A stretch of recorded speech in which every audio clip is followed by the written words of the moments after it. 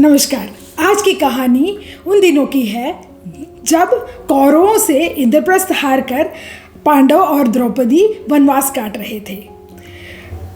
इंद्रप्रस्थ के धन धान्य वैभव के ठीक विपरीत था वनवास। इंद्रप्रस्थ में रानी द्रौपदी अपने आतिथ्य के लिए प्रसिद्ध थी। रानी द्रौपदी अपने अतिथियों का पूरा आदर सत्कार करती, उन्हें अच्छा भोजन खिलाती और कुछ ना कुछ उपहार देकर भेजती। लेकिन वन में तो ये सब कुछ संभव नहीं था, इसलिए द्रौपदी बड़ी दुखी रहती। उनका दुख देखकर युधिष्ठिर ने सूर्यदेव से प्रार्थना की।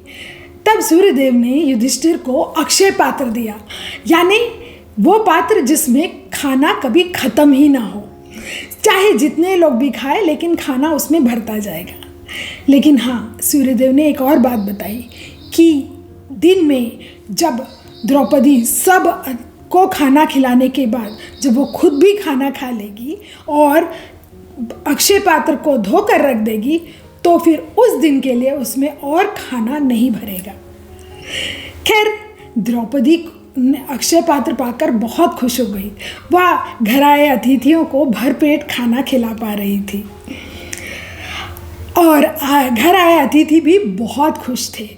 अब धीरे धीरे ये बात चारों ओर फैल गई और पहुंच गई दुर्योधन तक।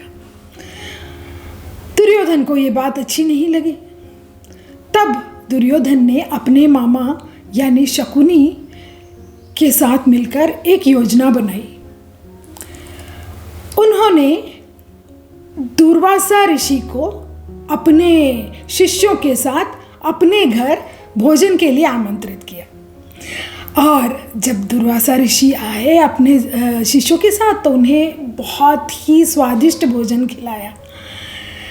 भोजन खाकर दुर्वासा ऋषि बहुत प्रसन्न हुए, बहुत तृप्त हुए और दुर्योधन से कहा कि भाई, मैं तो आज आप तुम्हारे आतिथ्य से बहुत खुश हो गया हूँ। बोलो पुत्र, तुम्हें क्या चाहिए? दुर्योधन को भी इसी बात का इंतज़ार था। उसने कहा, ऋषिवर, आप मेरे घर आकर भोजन किए, इससे ज़्यादा मुझे क्या चाहिए? आप मुझे आशीर्वाद देते हैं, इससे ज़्यादा मुझे क्या चाहिए? मगर मैं चाहता हूँ कि मेरे जो 5 भाई वहाँ वन में हैं, आप उनके घर भी जाएं, उनके घर भी भोजन खाएं और उन्हें भी आशीर्वाद दें। और हाँ, जब आप जाएं तो देर दोपहरी को जाना। वो क्या है कि मेरे भाइयों के पास अब खाना बनाने के लिए रसोइये नहीं हैं, तो खाना बनने में ज़रा देर लग जाता है।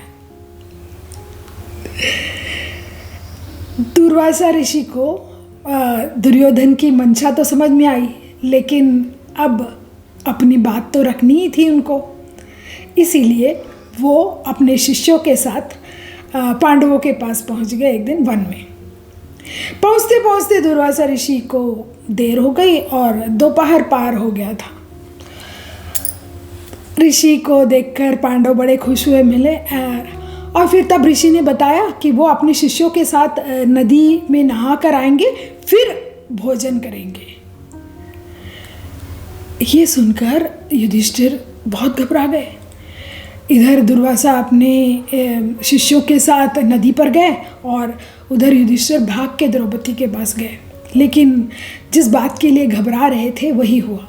द्रौपदी अपना भोजन खाकर अक्षय पात्र को धोकर रख चुकी थी।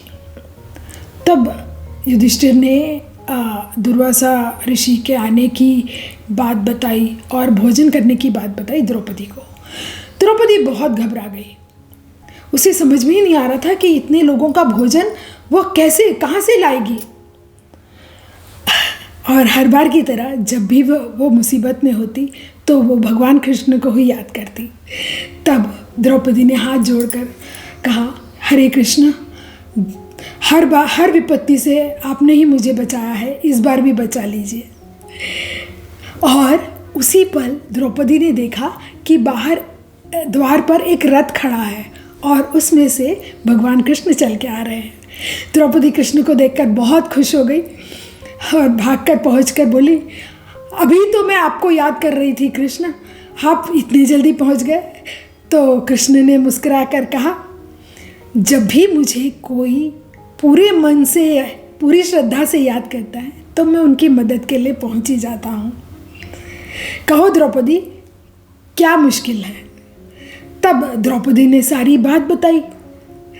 तब कृष्ण मुस्कुराकर द्रौपदी से कहा, चिंता मत करो द्रौपदी, ये सब कुछ तो मैं संभाल लूँगा, लेकिन हाँ, सुबह का भूखा हूँ, मुझे बहुत तेज़ भूख लग रही है, खाना तो मुझे खिला दो। ये सुनकर द्रौपदी के आंखों में आंसू आ गए।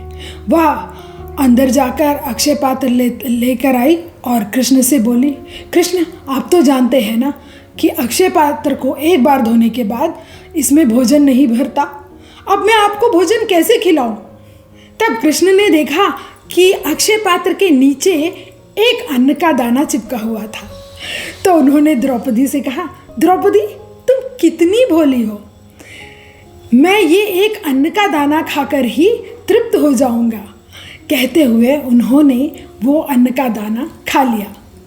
जैसे ही उन्होंने वो अन्न का दाना खाया तो उन्हें एक बहुत बड़ी डकार आई। तब कृष्ण ने कहा, देखा, मैंने कहा था ना, ये एक अन्न का दाना मेरे को तृप्त करने के लिए काफ़ी है। और हाँ, अब तुम दुर्वासा ऋषि और उनके शिष्यों के भोजन की भी चिंता मत करो। कहते हुए कृष्ण वापस चले गए। और उधर दुर्वासा ऋषि के शिष्य नहाकर नदी से बाहर निकले तो उन्हें भी डकार आने लगे, साथ साथ में दुर्वासा ऋषि को भी डकार आने लगे। तब शिष्यों ने कहा, गुरुजी, अब पांडवों के घर जाकर हम भोजन नहीं कर पाएंगे, पेट भरा सा लग रहा है, ऐसे में अगर हम ठीक से भोजन ना करें तो पांडवों को बुरा लगेगा, तो क्यों ना हम यहाँ से वापस अपने आश्रम चले जाएं। तब दुर्वासा ऋषि ने कहा, हाँ, मुझे भी ऐसा ही कुछ लग रहा है, मैं ऐसा करता हूँ कि पांडवों को यहीं से आशीर्वाद दे देता हूँ और हम यहीं से वापस आश्रम चले जाते हैं। दुर्वासा ऋषि और उनके शिष्य पांडवों के घर भोजन किए बिना ही वापस चले गए और दुर्योधन की योजना असफल रही। कहते हैं, वैशाख मास के शुक्ल पक्ष के तृतीया के दिन सूर्यदेव ने युधिष्ठिर को अक्षय पात्र दिया, इसलिए हमारे देश में इस तिथि पर अक्षय तृतीया मनाया जाता है। और ये भी मानते हैं कि उस दिन हम जो भी घर लाते हैं उसमें दुगनी तरक्की होगी। तो कमेंट बॉक्स में लिखकर बताइए कि आप क्या ला रहे हैं इस अक्षय तृतीया। कहानी अच्छी लगे तो लाइक कीजिए, अपने दोस्तों के साथ शेयर करिए और मेरे चैनल को सब्सक्राइब कीजिए। मिलते हैं फिर से। नमस्ते।